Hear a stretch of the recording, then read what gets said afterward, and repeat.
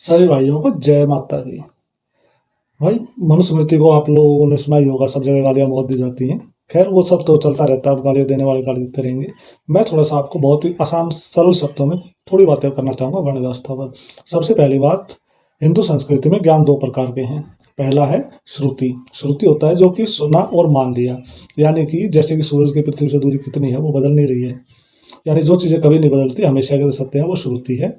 और उसके अलावा अलग अलग लोग अलग अलग समय पर अपने अनुभव के हिसाब से जो चीज़ें लिखते हैं उनको स्मृति कहा जाता है कि ये इस व्यक्ति की इसके अनुभव के आधार पर स्मृति है, तो वो भी एक ज्ञान का बहुत बड़ा स्रोत होता है। मनुस्मृति या और कोई भी स्मृति इस तरह की वो धर्म ग्रंथ नहीं है, वो एक सामाजिक ग्रंथ है। समाज उससे शिक्षा ले सकता है। और कोई भी स्मृति ये बिल्कुल आवश्यक नहीं है कि वो आज के समय पर पूरी ऐसे की ऐसे ही लागू हो जाए। ये कोई 2000 या 1400 साल पहले लिखी किताब नहीं है जिसमें एक अक्षर भी बदला नहीं जा सकता। समय और काल के अनुसार इसमें बदलाव किए जा सकते हैं। तो अभी हम बात करते हैं वर्ण व्यवस्था की, जो कि गुण आधारित हम बात कर रहे हैं।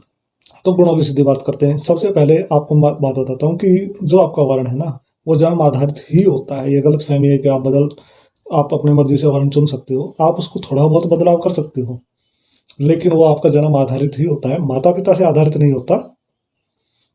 लेकिन आप जब भी अपने जैसे किसी की भी कुंडली बनी हो ना, या आजकल तो ऐप्स अवेलेबल हैं, आप ऑनलाइन भी देख सकते हो, तो जब भी आप अपनी जन्म कुंडली खोलोगे ना, उसमें लिखा होता है वर्ण। अब वर्ण क्या होता है? आपकी बेसिक कैरेक्टर जो है, एक इंसान का बेसिक कैरेक्टर, वो उसमें आ जाता है एक तरह से। कुंडली में से अगर आप तीन चार चीजें देखेंगे ना, उसी में से किसी आदमी के बारे में आप आधी बातें तो वैसे ही बता देंगे, जो थोड़ा सा देखना जानता है। तो वर्ण इसमें चार प्रकार के दिए हुए हैं। अब वर्ण क्या है कि जैसे आपने 100% को क्लासिफाई किया है, 25 25 25 25, तो वो ऐसा नहीं होगा कि अब आपने कोई एक ब्राह्मण है तो 100% ब्राह्मण ही है। अब वो सपोज अगर हम 75 से 100% के बीच के ब्राह्मण ले रहे हैं, तो 75% से ऊपर जब 76 है और 74 है, तो उन दोनों लोगों की प्रकृति में बहुत ज़्यादा फर्क नहीं है। वो लोग अपनी परवरिश या जो हालात होंगे उनके हिसाब से उसमें बहुत अंतर आ सकता है उनमें। यानी वो व्यक्ति क्षत्रिय भी बन सकता है, ब्राह्मण भी बन सकता है, काल परिस्थिति के अनुसार जिस जिस तरह से वो मेहनत करेगा। और बड़े बड़े उदाहरण तो हमें पता ही है, जैसे परशुराम जी हैं, जिन्होंने कि क्षत्रिय कुल में जन्म लिया था, लेकिन वो बहुत बड़े ब्राह्मण बने। और बहुत सारे ऐसे उदाहरण भी हैं जिन्होंने कि ब्राह्मण कुल में जन्म लिया था, वो क्षत्रिय बने। या फिर कालिदास जैसे महापुरुष हैं जो कि शूद्र वर्ण में थे, लेकिन वो बहुत बड़े बड़े महाकवि बन गए, कि मतलब कवि ही नहीं, महाकवि।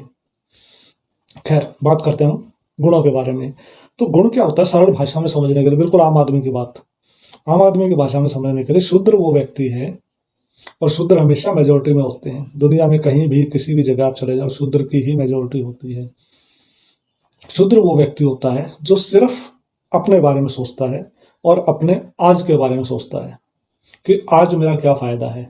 यानी कि जब चुनाव हो रहा है, तो ये पार्टी मुझे आज 1000 रुपये दे रही है, ये वो पार्टी मुझे आज बोतल दे रही है, तो मेरा आज क्या फायदा है। जैसे दिल्ली में मुझे फ्री में बिजली पानी मिल रहा है, तो मेरा आज ये फायदा है, मेरा पर्सनल फायदा है ये। बाकी कल क्या होगा, वो लूट के खा जाएंगे, ऑक्सीजन नहीं मिलेगी, लोग मरेंगे, वो सब अलग टेंशन है। शूद्र वो व्यक्ति है जो सिर्फ आज की सोच रहा है, अपना पर्सनल फायदा सिर्फ आज का, अपना कल का भी नहीं सोच रहा है। मतलब ये बेसिक समझाने वाली बात है, इससे आप आगे भी समझ सकते हो। तो वो व्यक्ति शूद्र है, और शूद्र हमेशा ही मेजोरिटी में होंगे। शूद्र के नेचर में और क्या होता है कि शूद्र काफी मेहनती होते हैं, मेहनत का ही खाते हैं। वो बुद्धि इतनी ज्यादा नहीं चलाते हैं, बुद्धि चलाते सिर्फ अपने पर्सनल फायदे के लिए, बाकी और समाज के लिए, बाकी चीजों से उन्हें कोई लेना देना नहीं होता। तो इससे आप पहचान पाएंगे कि आपके आसपास शूद्र कौन है, और आप अपने खुद के नेचर के बारे में भी जान पाएंगे। अब आ जाते हैं वैश्य पर। वैश्य वो लोग होते हैं जो अपना पर्सनल फायदा तो देख ही रहा है, लेकिन साथ साथ अपने परिवार का भी देख रहा है। मतलब उसके लिए किसी भी चीज का महत्व या किसी भी चीज का सही गलत का फैसला वो इस बात पर करेगा कि उसका उस पर और उसके परिवार पर क्या असर पड़ रहा है। वो आज की भी सोच रहा है, कल की भी सोच रहा है, लेकिन सिर्फ अपने और अपने परिवार के लिए। यानी कि मेरा फायदा हो रहा है, मेरे परिवार का फायदा हो रहा है, बाकी दुनिया भाड़ में जाओ, मुझे कोई टेंशन नहीं है। इस तरह के व्यक्ति होते हैं वैश्य। तीसरे, क्षत्रिय। क्षत्रिय व्यक्ति होता है जो कि अपना फायदा सोचता है, अपने परिवार का फायदा सोचता है, और अपने समाज का फायदा सोचता है। यानी कि ये कोई भी कार्य करने से मेरा क्या फायदा हो रहा है, मेरे परिवार का क्या फायदा और मेरे समाज का क्या फायदा हो रहा है। अगर कोई कार्य करने से समाज का फायदा हो रहा है और उसका कोई नुकसान नहीं हो रहा है, परिवार का कोई नुकसान नहीं हो रहा, तो क्षत्रिय वो काम करेगा। शूद्र नहीं करेगा जब तक उसका पर्सनल फायदा नहीं है। शूद्र तभी करेगा जब उसका अपना फायदा है, बाकी दुनिया भाड़ में जाओ। अब आखिरी बच जाता है ब्राह्मण। ब्राह्मण वो व्यक्ति है जो कभी नहीं सोचेगा कोई काम करने से पहले कि इसमें मेरा क्या फायदा है। ब्राह्मण के लिए सबसे अधिक महत्वपूर्ण होता है कि समाज का फायदा किस चीज में है, वो व्यक्ति ही ब्राह्मण है। किसी ने ब्राह्मण पिता के घर जन्म ले लिया वो ब्राह्मण नहीं हो जाता। ब्राह्मण सिर्फ वो व्यक्ति है जिसने कि सिर्फ समाज के बारे में हर चीज के लिए विचार करना है। और अगर आप जनसंख्या का अनुपात देखोगे तो हमेशा ही विश्व में किसी भी देश में चले जाओ, किसी भी शहर में चले जाओ, आपको शूद्र ही ज्यादा मिलेंगे।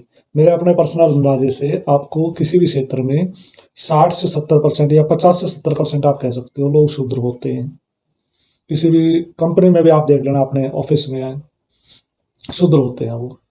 परिवार में भी आपको बहुत अलग अलग तरह के लोग मिलेंगे। उसके बाद सबसे अधिक होते हैं वैश्य,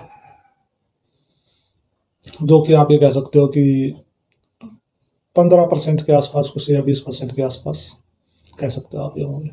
उसके बाद होते हैं क्षत्रिय। क्षत्रिय और भी कम होंगे, मतलब 10 से 20%, 10 से 15% आप कह सकते हो कहीं भी होंगे। और सबसे कम लगभग 5% के आसपास सिर्फ ब्राह्मण होते हैं। तो इसलिए आप समाज में, अब आप ये इतनी बहुत ही बेसिक बात है, और इसको जब आप यूज करोगे ना, आप इसको जितना एक्सपेंड करते जाओगे, आप समाज के बारे में, लोगों के बारे में, समाज की व्यवस्था के बारे में बहुत ही कुछ बहुत आसानी से समझ जाओगे।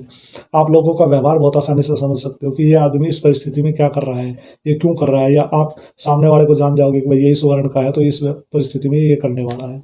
इस विषय में और बहुत सारी बातें करेंगे, क्योंकि अगले 1-2 वर्षों में आप देखना जाति और वर्ण के नाम पे बहुत ज्यादा झगड़े होने वाले हैं।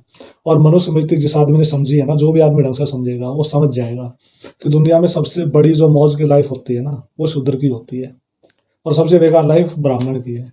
मनुस्मृति में तो ब्राह्मण को एक मटके से ज्यादा अनाज रखने की परमिशन नहीं है। यानी कि आप डॉक्टर के पास गए, डॉक्टर क्योंकि ब्राह्मण के क्लासिफिकेशन में आएगा, वो बुद्धि से काम करता है, तो आप डॉक्टर को फीस जो है ना वो अपनी मर्जी से दोगे। जैसे आज होता है ना कि डॉक्टर, हाँ जी, देखने की फीस 500 रुपये, 200 रुपये, 1000 रुपये, वो व्यवस्था नहीं है मनुस्मृति में। मनुस्मृति में आपका शिक्षा भी मुफ्त है, इलाज भी मुफ्त है। और सब बातें करते रहेंगे, ये टॉपिक बहुत बड़ा है भाई। अगर आपको मेरी बातें अच्छी लगे तो लाइक कीजिए, बुरा लगे डिसलाइक कीजिए, या आपको मन में और बहुत सारे सवाल आने चाहिए। अगर आपने ध्यान से चीज़ें सुनी है तो बहुत सवाल आएंगे, वो सब आप पूछिए ना, और डिस्कस करेंगे। हो सकता है कुछ और नई चीज़ें निकल के आए, उस पर वीडियो बनाएंगे। भाई हमारा प्रयास हमेशा देश को जोड़ने का है, देश प्रेमी है हम लोग। तो ऐसी धर्म और देश से जुड़ी हुई बातें हम करते रहते हैं। अगर आपको अच्छा लगे तो आप चैनल को सब्सक्राइब कीजिए। फिर मिलते रहेंगे। जय माता दी।